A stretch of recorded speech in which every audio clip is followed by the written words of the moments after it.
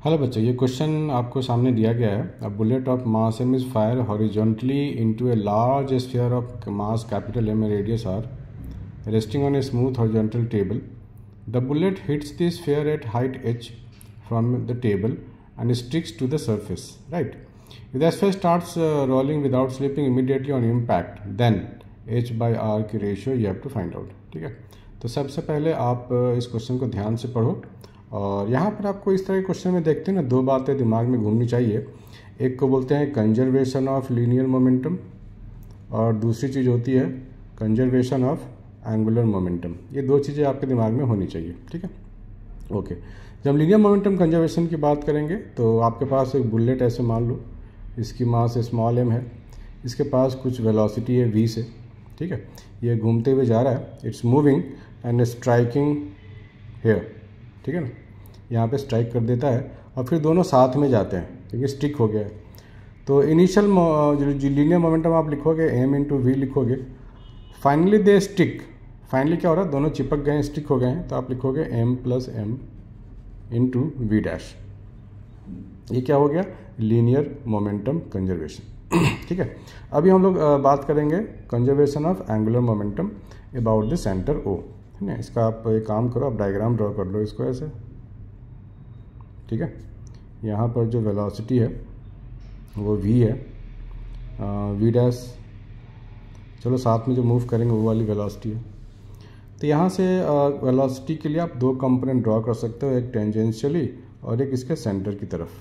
ठीक है ना, अब बोलोगे भाई ऐसा क्यों कर रहे हो आप।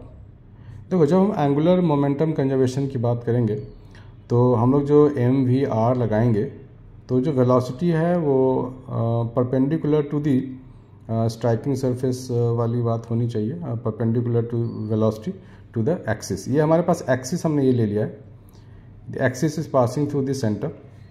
तो इस सेंटर से परपेंडिकुलर डिस्टेंस पे जाएंगे, so this is the velocity. ये हमारे पास हो जाएगा v साइन थीटा और ये वाली वेलोसिटी जो हो जाएगी v कॉस थीटा। ठीक है ना, एक्सिस हमारा ऐसे पास करेगा सेंटर से, तो एक्सिस के परपेंडिकुलर डिस्टेंस r पे ये वेलोसिटी है। तो जब आप कंजर्वेशन ऑफ एंगुलर मोमेंटम की बात करोगे तो आप क्या लगाओगे सेंटर के अबाउट में, तो आप लगाओगे m v sine theta, right, v sine theta into ये जो डिस्टेंस है सेंटर से लेकर बाउंड्री तक की r है, दिस वन। ये हो गया एंगुलर मोमेंटम इनिशियली। ठीक है, और फाइनली दोनों एक साथ जा रहे हैं, तो फाइनली के लिए आप क्या लिखोगे, फाइनली के लिए लिखोगे moment of inertia of this sphere plus moment of inertia about the centre.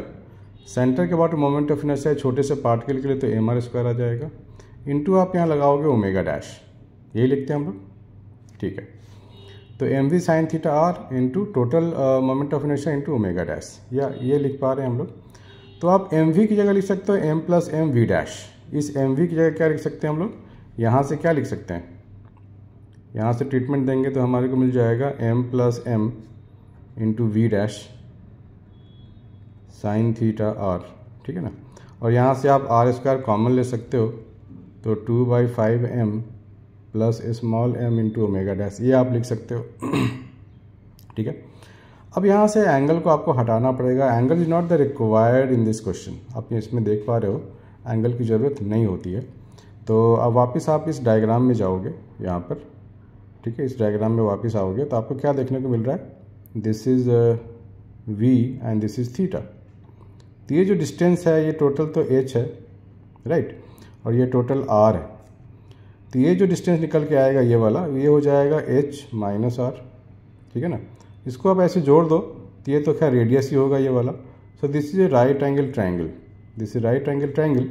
यहाँ से आपको मिल जाएगा sine theta perpendicular by hypotenuse h minus R by R.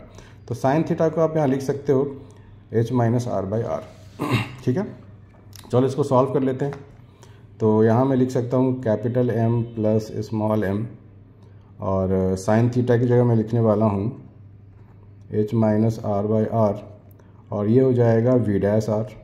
ठीक है, आर स्क्वायर मैंने यहाँ कॉमन ले लिया, 2/5m plus small m omega dash. अब ओमेगा डैश क्या होता है, ध्यान से आपको देखना है। V dash is equal to R omega dash तो हम लिख सकते हैं ना, क्योंकि रोलिंग का केस है, ठीक है।